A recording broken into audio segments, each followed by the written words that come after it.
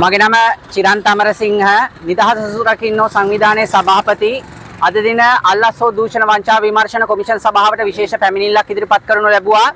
ඒ පැමිණිල්ල ඉදිරිපත් කරනු ලැබුවේ අපි දන්නවා පසුගිය වසරේ 2023 වසරේ දී ශ්‍රේෂ්ඨාධිකරණය ගරු ශ්‍රේෂ්ඨාධිකරණය නියෝග කරා පාස්කුරිදා ත්‍රස්ත ප්‍රහාරයට අදාළව ඒ අදාළ අපි දන්නවා එවකට ජනාධිපති සිරිසේනට මිලියන 100ක් ඒ වගේම එවකට රාජ්‍ය බුද්ධි සේවාවේ අධ්‍යක්ෂක නිලන්ත ජයවර්ධනට මිලියන 75ක් ඒ වගේම එවකට පොලිස්පති පූජිත් ජයසුන්දරට මිලියන 75ක් ඒ වගේම එවකට ආරක්ෂක ලේකම්ව සිටි හේමසිරි ප්‍රනාන්දුට මිලියන 50ක් ආදී වශයෙන් සිසිර මෙන්ඩිස්ට මිලියන 10ක් චීෆ් ඔෆ් නැෂනල් ඉන්ටෙලිජන්ස් එතකොට මේ රාජ්‍ය බුද්ධි ප්‍රධානියට මේ අයට සියලු දෙනාට වන්දි ගෙවන්න කියලා ශ්‍රේෂ්ඨාධිකරණය ගරු ශ්‍රේෂ්ඨාධිකරණය නියෝග කරා.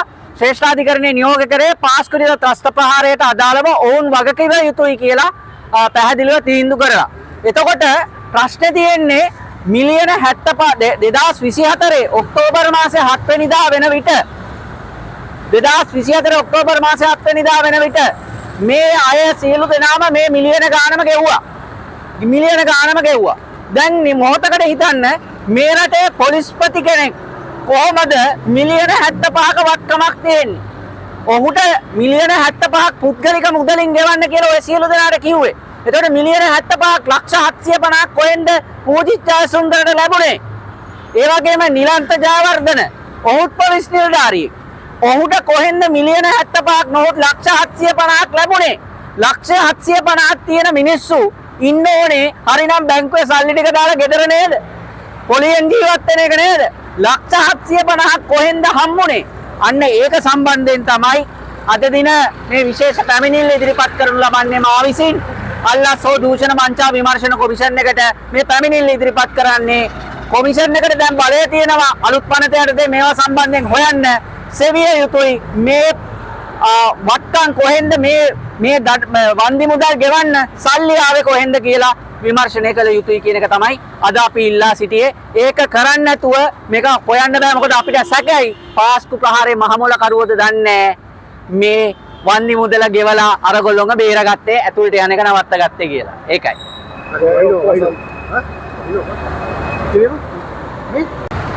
සුබ දවසක් ඔබ සියලු දෙනාට. මගේ නම චිරන්ත අමරසිංහ නිදහස් සුරකින්නෝ සංවිධානයේ සභාපති. අද දින අපි විශේෂ පැමිණිල්ලක් ඉදිරිපත් කරනු ලැබුවා.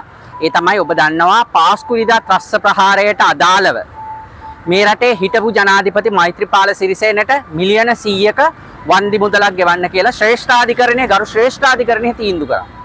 ඒ වගේම එවකට හිටපු පොලිස්පති පූජිත් ජයසුන්දරට මිලියන 75ක් ගෙවන්න කියලා ශ්‍රේෂ්ඨාධිකරණය තීරණය කරා. ඒ වගේම එවකට හිටපු ආරක්ෂක ලේකම් හේමසිරි ප්‍රනාන්දුට මිලියන 50ක් ගෙවන්න කියලා ශ්‍රේෂ්ඨාධිකරණය නියම කරා. ඊටත් වඩා අර සියල්ලටම තවතුරු දැනගෙන ඒක වෙන්නට දීලා බලන් හිටපු නිලන්ත ජයවර්ධනට ඔහුට ශ්‍රේෂ්ඨාධිකරණය නියම කරා නැවත මිලියන 75ක මුදලක් ගෙවන්න කියලා. එතකොට ඒ වගේම එවකට හිටපු රාජ්‍ය බුද්ධි ප්‍රධානී සිසිර මෙන්ඩිස් මහතාටත් මිලියන 10ක මුදලක් ගෙවන්න කියලා ශ්‍රේෂ්ඨාධිකරණය නියම කරා. එතකොට මේ තීන්දුව ලබා දුන්නේ 2023 ජනවාරි මාසේ. ඒකට අපි දන්නා 2024 ඔක්තෝබර් මාසේ 7 වෙනිදා වෙන විට නිලන්ත ජයවර්ධනත් මේක ගෙවලා ඉවර කරා. මේ මිලියන ගාණක්. නිකන් හිතන්න. නිලන්ත ජයවර්ධනට කොහෙන්ද මිලියන 75ක් තිබුණේ? ඒ කියන්නේ ලක්ෂ 750ක් තිබුණේ කොහොමද පොලිසිය සේවය කරලා?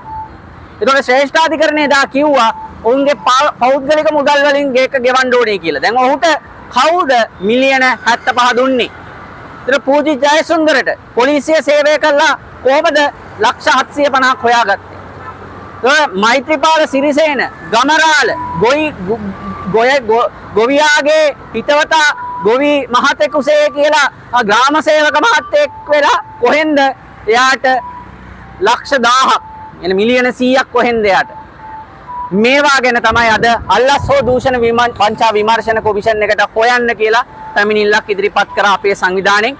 මොකද පාස්කුරිදා ත්‍රස්ත ප්‍රහාරයට යුක්තිය ඉටු වෙන්නට නම් ඒකේ පිටිපස්සේ ඉන්න මහමොල කරුවන්ව අල්ලගන්න ඕනේ. මහමොල කරුවෝ තමයි දැන් මේ වෙලාවේ ඔය තීන්දුව දුන්න මොහොතේ ඉඳන් කවුද කලබල වෙන්නේ? නිලාන්ත ජයවර්ධන, පූජිත් ජයසුන්දර, හේමසිරි ප්‍රනාන්දු ඔය ඒ වන්දි මුදල් ගෙවා ගන්නට බැරුව ඇතුළට ගියා නම් කාගේ නම් එළියට එයිද? කාගෙන වුන් සාක්ෂි දෙන්නේ ඉද? ඉතින් ඒක වාගන්න කාටද අවශ්‍යතාවය තියෙන කියන එක ප්‍රශ්නයක් තියෙන. හින්දා සැකයක් පවතිනවා. මේ පොලිස් නිලධාරියෙකුට ලක්ෂ 750ක් තියෙන ගුණේ කොහමද? එහෙම තියනවා නැති ඒක බැංකුවේ දාලා ගෙදර ජීවත් වෙන්න පුළුවන් නේ. රට අපිටත් පවුනොදී.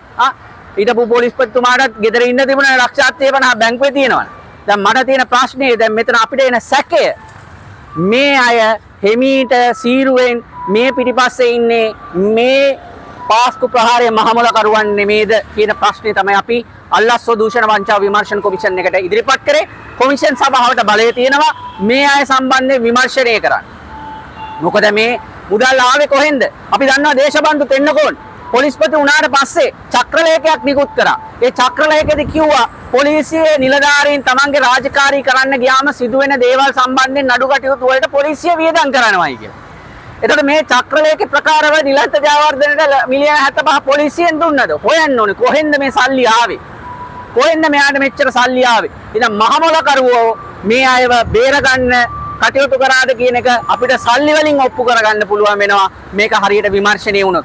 ඒ හින්දා තමයි අද දින අල්ලස්ව දූෂණ වංචා විමර්ශන කොමිෂන් සභාවට මේ පැමිණිලි ඉදිරිපත් කරේ. මේ රටේ මිනිස්සුන්ව මරලා මේ රටේ දේශපාලන බලය අරගෙන ඒ බලය අර වෙනත් මොකක්ද බලයක් හින්දා විශ්ව බලය සබාදාමේ නීතිය මොකක් හරි හින්දා ඒක කරගන්න බැරි වුණා.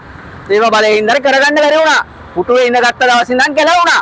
ඒක තමයි සබාදාමේ නීතිය. ඒක තමයි දේව බලය, විශ්වයේ බලය. ඒක තමයි කුසල අකුසල් කර්මයේ කුසල අකුසල් කියන්නේ. නමුත් මේ අයට දැන් මේ පිරිසක් බේරගන්න මේ සල්ලි කොහෙන්ද ආවේ කියලා හොයන්න ඕනේ. මොකද හේතුව අපේ මහජනතාවගේ බදු මුදල් නොවේ වෙන්න ඕනේ මේවට වියදම් උනේ. ඉතින් කවුද මේ අයගේ පිටිපස්සේ? අපි දන්නවා අපිට නඩුවක් වටුනම ඒ නඩුව කියාගන්න 10 15 දෙනෙක් පිටිපස්සේ අපි ගිහිල්ලා උදව් ඉල්ලන්න ඕනේ නඩුවට සල්ලි හොයාගන්න. නඩුවේ ගාස්තු ගෙවා ගන්න. වියදම කොස්ට් එක ගෙවා ගන්න. ඒතර මේ මිලියන ගණන් කවුද මේ අයට දෙන්න හිටියේ? කවුද මේ? මොකද්ද මේ ගේම් එක? මොකද්ද මේ ඩීල් එක? හින්දා ඒක හොයන්න ඕනේ. ඒ හින්දා වත්කම් අපි දන්නවා වත්කමක් ඔබට තියෙනවා නම් ඒ වත්කම කොහෙන්ද ආවේ කියලා ඔප්පු කරගන්න පුළුවන් වෙන්න ඕනේ. දේශීය ආච්චිගේ මැණික් මල්ලු හම්බුණාත් දන්නේ නිලන්ත ජයවර්ධන. දේශීය ආච්චිගේ මැණික් මල්ලෙන් කෑල්ලක් හම්බුණාත් දන්නේ ඔය අනිත් කට්ටියට. ඒ හින්දා මේ මැණික් මල්ලු ප්‍රශ්නයක්ද තියෙන්නේ කියන එක ප්‍රශ්නේ හොයන්න ඕනේ. මේ අයට ශ්‍රේෂ්ඨාධිකරණයෙන් ඔවුන්ට වන්දි මෙදුලක් ගෙවන්න කිව්වම් පුද්ගලික මුදලෙන් ඒ මුදල් කොහෙන්ද ආවේ කවුද පරිත්‍යාග කරේ කියලා හොයන්න ඕනේ.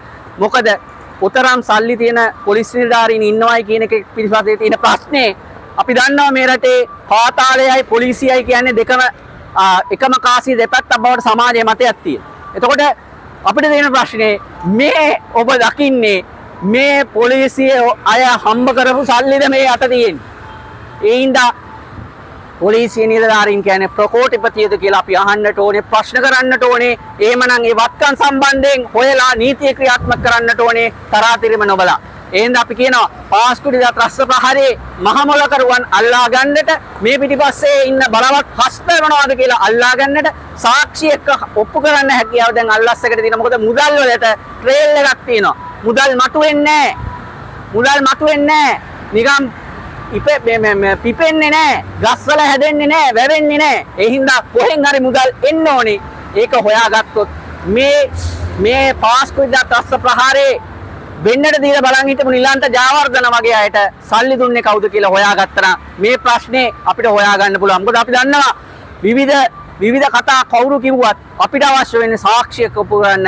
එහෙමනම් ඒක අපි ඔප්පු කරමු කියලා අපි යෝජනා කරනවා. ජනතාවට කියනවා අපි අල්ලස් එකට පැමිණිල්ලක් දැම්මාද? හරි.